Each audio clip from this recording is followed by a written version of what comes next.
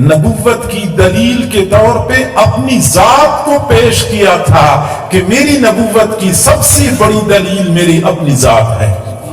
فَقَدْ لَبِثْتُ فِيكُمْ عُمَرًا مِّن قَبْلِهِ أَفَلَا تَعْقِلُونَ، میں نے تمہاری درمیان اپنی زندگی گزاری ہے، تم پھر بھی نہیں سمجھتے؟ میرا بچپن، میرا لڑکپن، میری جوانی، میری پوری زندگی تمہارے سامنے کھلی کتاب کی مانند موجود ہے، اگر کوئی عیب موجود ہے اما بعد فاعوذ باللہ من الشیطان الرجیم، بسم اللہ الرحمن الرحیم۔ قل ان کنتم تحبون اللہ فاتبعونی یحببکم اللہ۔ وقال تعالی فی مقام آخر وما ارسلنا من رسول الا لیطاع بإذن اللہ۔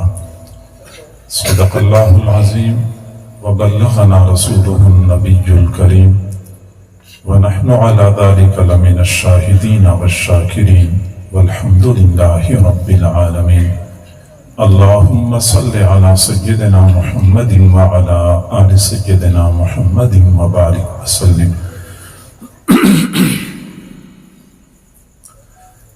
اللہ تعالیٰ نے انسانیت کی ہدایت اور رہنمائی کے لیے انبیاء کرام کا سلسلہ جاری فرمایا، اور سب سے آخر میں اپنے محبوب صلی اللہ علیہ وسلم کو مبعوث فرما کر نبوت کا سلسلہ مکمل کر لیا۔ اللہ تعالیٰ نے ہر نبی کو کسی نہ کسی خاص وصف میں کمال عطا فرمایا تھا، اور جب اپنے محبوب صلی اللہ علیہ وسلم کو مبعوث فرمایا تو تمام انبیاء کے کمالات کا مجموعہ بنا کر بھیجا۔ حسن یوسف دم عیسیٰ ید بیضاداری، حسن یوسف دم عیسیٰ ید بیضاداری، آنچ خوباں ہمہ دارندہ تو تنہا داری۔ دنیا میں بے شمار باکمال شخصیات گزری ہیں، بلکہ اس وقت بھی بہت ساری باکمال شخصیات موجود ہیں، لیکن اگر آپ ان کی زندگیوں کا مطالعہ کریں تو یہ حقیقت کھل جائے گی کہ ان کی زندگیوں میں ایک پہلو سے تو کمال ہی کمال نظر آتا ہے، جبکہ دوسرے پہلو سے خامی ہی خامی پائی جاتی ہے۔ چنانچہ ہم دیکھتے ہیں کہ علمی دنیا میں بہت سارے ایسے حضرات ہیں، جب وہ مسند درس پہ بیٹھے ہوتے ہیں تو اپنی قابلیت کے جھنڈے گاڑ دیتے ہیں، لیکن میدان خطابت میں کوئی خاص کامیابی حاصل نہیں کر سکتے۔ کتنے ایسے مصنفین اور لکھاری موجود ہیں کہ ان کی تحریر کو پڑھ کے لوگ انگشت بدندان رہ جاتے ہیں، لیکن کتابوں پہ کتابیں لکھنے والے اگر 10 بندوں کے سامنے ان کو بٹھا دیا جائے کہ اپنے معافی ضمیر کا اظہار اپنی گفتگو سے کر لیں تو وہ اس پر قادر نہیں ہوتے۔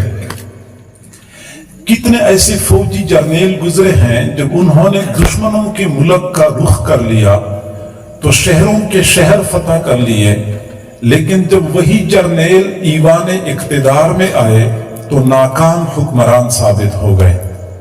کتنے ایسے قابل اور ذہین جج دنیا میں آئے، جب وہ ایوان عدل میں بیٹھے تھے تو چھوٹی چھوٹی باتوں کو بنیاد بنا کے مقدمے کی تہ تک پہنچ جایا کرتے تھے، لیکن ان کی اپنی گھریلو زندگی ناکامیوں سے بھری ہوتی تھی۔ اس وقت بھی بہت سارے لوگ ایسے موجود ہیں کہ سیاست کی دنیا میں تو بڑا نام حاصل کر لیا، لیکن معیشت کی الف با سے بھی وہ لوگ واقف نہیں ہیں۔ کتنے ایسے حضرات موجود ہیں کہ ان کا بڑھاپا تو بڑا معصوم نظر آتا ہے، لیکن جوانی بڑی افسوسناک ہوتی ہے۔ کئی سارے حضرات ایسے موجود ہیں کہ وہ اپنے والدین کے لیے اچھا بیٹا تو ثابت ہو جاتے ہیں، لیکن اپنی بیوی کے لیے اچھا خامن ثابت نہیں ہو پاتے. کئی ایسے ہوتے ہیں جو اپنے بیٹوں کے لیے اچھا باپ تو ثابت ہو جاتے ہیں لیکن اپنے بھائیوں کے لیے اچھا بھائی ثابت نہیں ہو سکتے. یعنی آپ ان کی زندگیوں کو دیکھیں, ان کی زندگی میں ایک پہلو سے کمال نظر آتا ہے تو دوسرے پہلو سے خامی نظر آتی ہے. کسی کی سیرت تو اچھی ہے لیکن صورت اچھی نہیں ہے, کسی کی صورت اچھی ہے تو سیرت افسوسناک ہے. اگر ہم دنیا میں دیکھتے ہیں تو واحد شخصیت میرے محبوب صلی اللہ علیہ وسلم کی ہے. آپ ان کی زندگی کے کسی بھی گوشے پر خوردبین فٹ کر دیں, آپ کو کمال ہی کمال نظر آئے گا. عیب اور خامی نام کے لیے میرے محبوب کی زندگی میں موجود نہیں ہے. اور یہی وجہ ہے کہ جب آپ نے نبوت کا اعلان فرمایا, مشرکین مکہ نے کہا کہ آپ کی نبوت کی دلیل کیا ہے. میرے محبوب صلی اللہ علیہ وسلم اگر چاہتے تو وہ چاند کو اشارہ کر دیتے, چاند دو ٹکڑے ہو جاتا کہ یہ میری نبوت کی دلیل ہے. آپ نے اس وقت چاند کو اشارہ نہیں فرمایا تھا, وہ معجزہ بعد میں ظاہر ہوا تھا. آپ کسی پتھر کو اشارہ کر کے پتھر کلمہ پڑھ لیتا. آپ صلی اللہ علیہ وسلم نے یہ معجزہ نہیں دکھایا, وہ معجزہ بعد میں ظاہر ہوا تھا. آپ کسی درخت کو اشارہ کرتے, درخت جھک کر سلام کر لیتا, وہ معجزہ بھی بعد میں ظاہر ہوا تھا. شروع میں جب مشرکین مکہ نے آپ سے پوچھا کہ آپ کی نبوت کی دلیل کیا ہے تو میرے محبوب صلی اللہ علیہ وسلم نے نبوت کی دلیل کے طور پہ اپنی ذات کو پیش کیا تھا کہ میری نبوت کی سب سے بڑی دلیل میری اپنی ذات ہے. فَقَدْ لَبِثْتُ فِيكُمْ عُمَرًا مِّن قَبْلِهِ أَفَلَا تَعْقِلُونَ, میں نے تمہاری درمیان اپنی زندگی گزاری ہے, تم پھر بھی نہیں سمجھتے.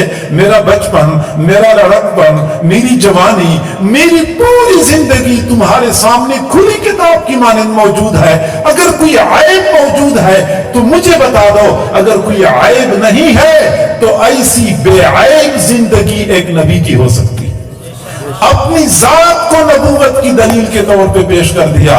میرے بھائیوں, اگر آپ نے معلوم کرنا ہے کہ میرے محبوب صلی اللہ علیہ وسلم کو اللہ رب العزت نے کیا کمالات عطا فرمائے تھے تو آپ کو یہ دیکھنا پڑے گا کہ آپ علیہ السلام نے مختصر وقت میں کتنا بڑا کام سر انجام دیا تھا.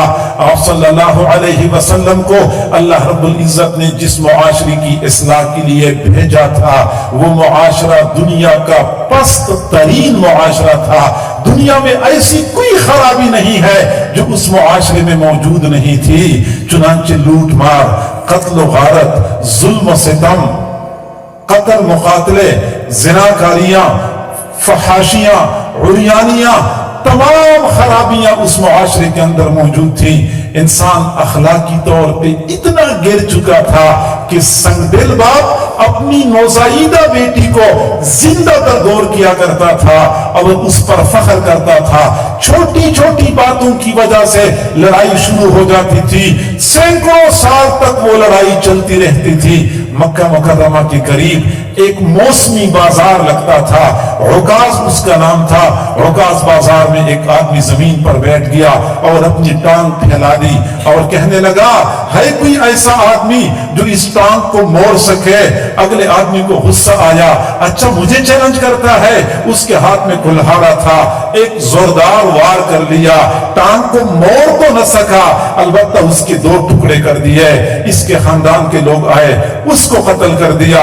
اس کے خاندان کے لوگ آئے, ان کو قتل کر دیا. بلا مبالغہ 100 سال سے زیادہ عرصے کے لیے وہ لڑائی چلتی رہی.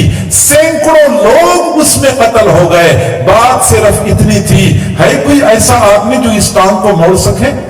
سنگدلی ان لوگوں میں اتنی تھی, تلوار نکالتے تھے, زندہ جانور کی ران پر تلوار مارتے تھے, ران کو کاٹ کے آگ پر بھون کے کھاڑے ہوتے تھے اور ادھر جانور تڑپ رہا ہوتا تھا. بارش مانگنی ہوتی تھی تو ان کا بارش مانگنے کا انداز بھی عجیب تھا. زندہ جانور کی دم کے ساتھ کپڑا باندھ لیتے تھے, اس پہ تیل چھڑک کے آگ لگاتے تھے. جب آگ کی تپش اور حرارت جانور کو پہنچتی تھی وہ اچھلتا تھا, کودتا تھا, بے قراری کا اظہار کرتا تھا. پھر یہ لوگ تالیاں بجایا کرتے تھے کہ اب بارش برسے گی. اتنے وہ لوگ اخلاقی طور پہ گرے ہوئے تھے. شراب نوشی اس معاشرے میں اتنی عام تھی کہ بچہ پیدا ہوتا تھا, حلق میں سب سے پہلا قطرہ شراب کا ٹپکایا کرتے تھے. بنو خزاعہ قبیلے کا سردار تھا, شراب نوشی کرتا تھا, بیت اللہ کا متولی تھا, بیت اللہ کا چابی بردار تھا. اس کو شراب کی ضرورت پڑی, شراب نہیں مل رہی تھی. قریش قبیلے کے سردار کے پاس شراب تھی, سودا ہو گیا. قریش قبیلے کے سردار سے ایک مٹکا شراب لے لی, بیت اللہ کی چابی اس کو پکڑا دی. گویا کہ اس نے ایک مٹکا شراب کے بدلے بیت اللہ کو بیچ دیا تھا. یہ لوگ اس قدر گئے گزرے تھے معاشرتی طور پہ. پسترین معاشرہ تھا ان لوگوں کا. حضور صلی اللہ علیہ وسلم دنیا میں تشریف لائے, مختصر وقت میں اتنا بڑا انقلاب برپا کر دیا کہ انسانی تاریخ اس کی نظیر پیش نہیں کر سکتی. میرے بھائیوں, جیسے مجھ سے پہلے میرے بھائی خانقاہوں کی اہمیت کے بارے میں اشارہ فرما رہے تھے کہ خانقاہوں کی اہمیت ہوتی ہے. لوگ مشائخ کے پاس جاتے ہیں, خانقاہ میں وقت گزارتے ہیں. مشائخ خانقاہوں میں اصلاح و ارشاد کا کام کرتے ہیں, لیکن جب یہ گناہگار بدکار لوگ ان کی خانقاہوں میں جاتے ہیں, 6 مہینے گزارتے ہیں, آہستہ آہستہ رنگ چڑھنا شروع ہو جاتا ہے. سال گزارتے ہیں, اصلاح ہوتی ہوئی نظر آتی ہے. 2-3 سال گزارنے کے بعد کہیں جا کے بندہ سیدھے راستے پہ آ جاتا ہے. آج کل کی مصلحین اور مرشدین اصلاح و ارشاد کا کام کرتے ہیں, لیکن وقت طلب ہوتا ہے, کافی وقت لگ جاتا ہے. میں ایک ایسے مرشد, ایک ایسے مصلح, ایک ایسے مربی کو دیکھ رہا ہوں کہ جب ان کی صحبت میں کوئی بندہ آتا تھا وہ 10 سال گزارتا تھا. میرے محبوب صلی اللہ علیہ وسلم ان کو دنیا والوں کے لیے امام بنایا کرتے تھے. جس نے 5 سال گزارے میرے محبوب نے ان کو بھی مقتدا اور پیشوا بنایا ہے. جس نے 1 سال گزارا ہے میرے محبوب صلی اللہ علیہ وسلم نے ان کو بھی دنیا والوں کے لیے نمونہ بنایا ہے. اور جس نے میرے محبوب کی صحبت میں ایک لمحہ گزارا ہے میرے محبوب نے ان کو بھی آسمان ہدایت کا چمکتا ہوا ستارہ بنا کے چھوڑا ہے. اور ایسا نہیں تھا کہ یہ فقط خود غرض لوگ تھے جو رسول